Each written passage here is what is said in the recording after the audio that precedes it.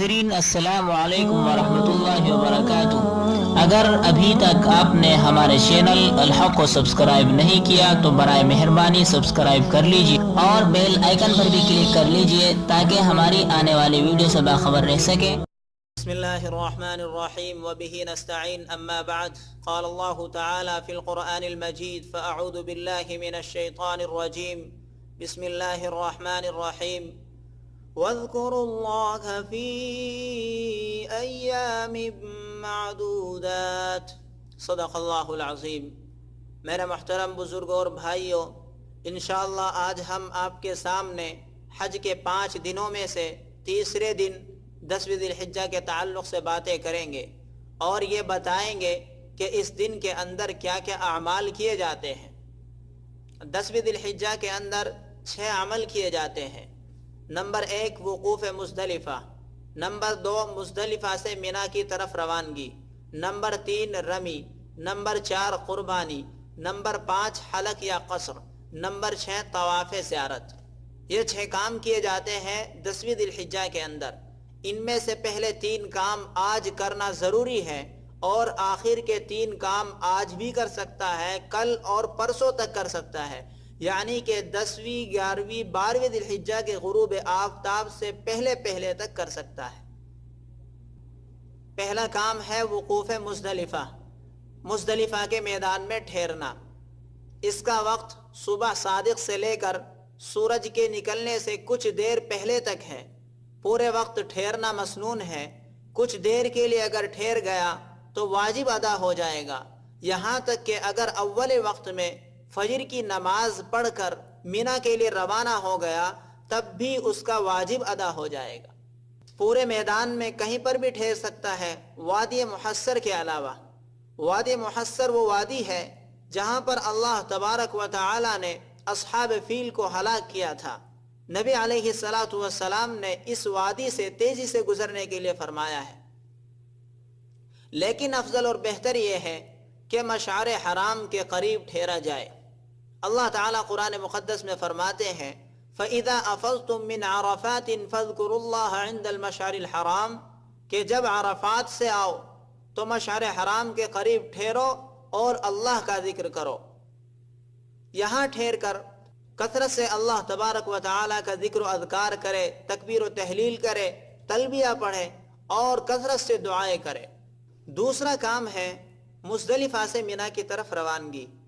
منا مزدلفہ سے تقریباً 3-4 کلومیٹر کے فاصلے پر ہے اور اس کے نکلنے کا وقت سورج کے طلوع ہونے سے اتنی دیر پہلے ہے کہ جتنی دیر کے اندر 2 رکعت نماز ادا کر سکتے ہو، اس وقت یہاں سے نکلیں گے۔ تیسرا کام، جب منا پہنچ جائے تو وہاں پر سب سے پہلے رمی جمرۃ العقبہ کریں۔ رمی کہتے ہیں کنکری پھینکنے کو اور جمرہ کہتے ہیں اس ستون کو جو منا کے میدان کے اندر ہے۔ منا کے اندر 3 ستون ہیں۔ جب منا کے اندر داخل ہوتے ہیں تو وہاں پر مسجد خیف ہے، مسجد خیف کے برابر میں ایک ستون ہے، اس کا نام جمرہ اولا ہے۔ اس سے آگے چل کر دوسرا ستون ہے، اس کا نام جمرہ عقبہ ہے، اور منا کے آخر میں تیسرا ستون ہے، اس کا نام جمرہ عقبہ ہے۔ ان کو شیطان بھی کہتے ہیں۔ آج صرف اور صرف جمرہ عقبہ کی رمی کرنا ہے، جو منا کے آخر میں ہے، سب سے بڑا جو ستون ہے اس کی رمی کرنا ہے۔ ہر ایک ستون پر، ہر ایک جمرے کے اوپر اس کا بورڈ لگا دیا گیا ہے کہ جمرہ اولا ہے، جمرہ وسطیٰ ہے، جمرہ عقبہ ہے، اس لیے اس کو دیکھ لیا جائے۔ کنکری پھینکنے سے پہلے چند باتوں کا خیال رکھے۔ نمبر 1، کنکری بڑے چنے کے دانے اور کھجور کے گٹھلی کے برابر ہو۔ اگر اس سے موٹی ہوگی تو رمی ادا ہو جائے گی لیکن مکروہ ہوگی۔ نمبر 2، کنکری پاک اور صاف ہو۔ بہتر ہے کہ جب کنکری اٹھائے تو ان کو دھو لے۔ نمبر 3، کنکری اس حوض کے اندر گرنی چاہیے جو ستون کے چاروں طرف بنایا گیا ہے۔ جو دیواریں ستون کو چاروں طرف ہے ان کے اندر کنکری گرے۔ نمبر 4، کنکری کو پھینکیں. ایسا نہیں کہ کنکری کو ایسے ڈال دیں، کنکری کے اندر پھینکنے کی شکل پائی جائے. نمبر 5، کنکری کو ایک ایک کر کے پھینکے. اگر کوئی بندہ 7 کنکری ایک ساتھ پھینک دیتا ہے تو وہ 7 کے ساتھ ایک شمار ہوگی اور اس پر 6 اور پھینکنا ضروری ہوگا. نمبر 6، کنکری پتھر مٹی وغیرہ کی ہو، یعنی کہ زمین کی جن سے ہو. نمبر 7، دائیں ہاتھ سے پھینکے. نمبر 8، ہر کنکری کو پھینکتے وقت اللہ اکبر کہیں. نمبر 9، تلبیہ بند کر دے. نمبر 10، رمی جمرۃ العقبہ کرنے کے بعد وہاں کھڑے ہو کر دعا نہ کرے. ان چیزوں کا خیال رکھے رمی کرنے سے پہلے. رمی کرنے کا وقت، رمی کس وقت کرے؟ 10ویں ذی الحجہ کی صبح صادق سے سورج کے نکلنے تک رمی کرنا کراہت کے ساتھ جائز ہے، اور سورج نکلنے کے بعد سے زوال تک رمی کرنا مسنون ہے. زوال سے غروب تک رمی کرنا جائز ہے بلا کراہت کے، اور غروب سے لے کر 11ویں ذی الحجہ کی صبح صادق تک رمی کرنا کراہت کے ساتھ جائز ہے. لیکن عورتوں، بچوں اور معذوروں کے لیے یہ وقت بھی کراہت کا نہیں ہے. اس وقت میں بھی ان کے لیے رمی کرنا بلا کراہت جائز ہے. اگر 10ویں ذی الحجہ کی صبح صادق سے لے کر 11ویں ذی الحجہ کی صبح صادق تک رمی نہیں کی تو اب اس پر دم دینا واجب ہوگا، اور رمی کی قضا کرنا 11ویں ذی الحجہ کو ضروری ہوگا. اور اس کی ترتیب یہ ہوگی کہ پہلے 10 تاریخ کی رمی کرے گا اور بعد میں 11 تاریخ کی رمی کرے گا، اور 10 تاریخ کی رمی صرف جمر عقبہ کی کرے گا. چوتھا کام ہے قربانی کرنا. جب عمرے اور حج سے فارغ ہو گئے تو اب شکرانے کے طور پر قربانی ادا کرنا واجب ہے حج قران اور حج تمتع کرنے والوں پر، اور حج افراد کرنے والوں پر قربانی کرنا مستحب ہے. قربانی انہی جانور کی کرے جن جانور کی قربانی بقرہ عید میں کرتے ہیں.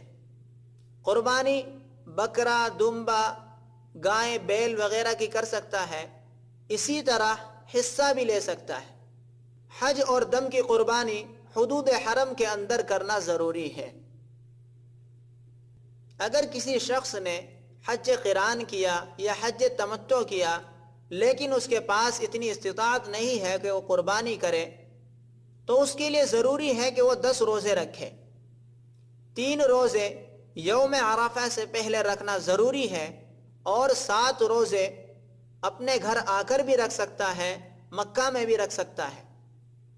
اگر 3 روزے یوم عرفہ سے پہلے نہیں رکھے تو اب اس پر قربانی واجب ہوگی. 5واں کام ہے حلق یا قصر. حلق کہتے ہیں سر کے بال بالکل صاف کرانے کو، اور قصر کہتے ہیں سر کے بال ترشوانے کو، تھوڑے تھوڑے بال کٹوانے کو. جب قربانی سے فارغ ہو جائے تو حلق کرا لے یا قصر کرا لے.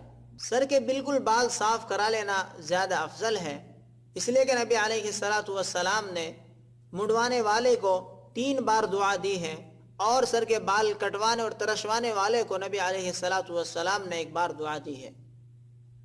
اور عورت اپنے تمام سر کے بالوں کو انگلی کے 1 پوروے کے برابر کاٹ لے، یا 1/4 سر کے بال بھی اگر کاٹ لے تو کافی ہو جائیں. جب اس نے حلق یا قصر کر لیا تو اب اس سے احرام کی تمام پابندیاں ختم ہو گئی، مگر ابھی بھی اس پر ازدواجی تعلقات حرام ہیں جب تک وہ طواف زیارت نہ کر لے. رمی، قربانی، حلق، ان تینوں کے درمیان ترتیب واجب ہے. اگر کوئی خلاف ترتیب کرتا ہے، یعنی پہلے قربانی کر لیتا ہے پھر رمی کرتا ہے، تو اس پر دم واجب ہو جاتا ہے. 6واں کام ہے طواف زیارت. اس کا وقت 10 تاریخ سے 12 تاریخ تک ہے. اگر کوئی اس کے بعد طواف زیارت کرتا ہے تو اس کا طواف ادا ہو جائے گا، لیکن اس پر تاخیر کی وجہ سے دم واجب ہوگا.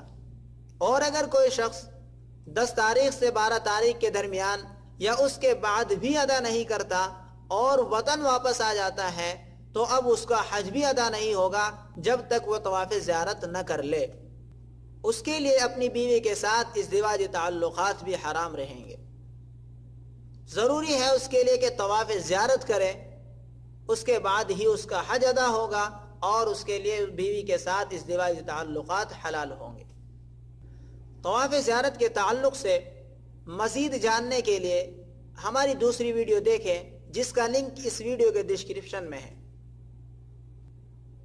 یہ کچھ باتیں تھی 10ویں تاریخ کے تعلق سے. اللہ تعالی ہمیں ان پر عمل کرنے کی توفیق عطا فرمائے اور ہمیں صحیح اعمال کرنے کی توفیق عطا فرمائے. ہمارے حج کو قبول فرمائے، ہماری دعاؤں کو قبول فرمائے، ہمارے گناہوں کو معاف فرمائے، ہمارے آنے کو قبول فرمائے. آمین. وآخر دعوانا ان الحمد للہ رب العالمین.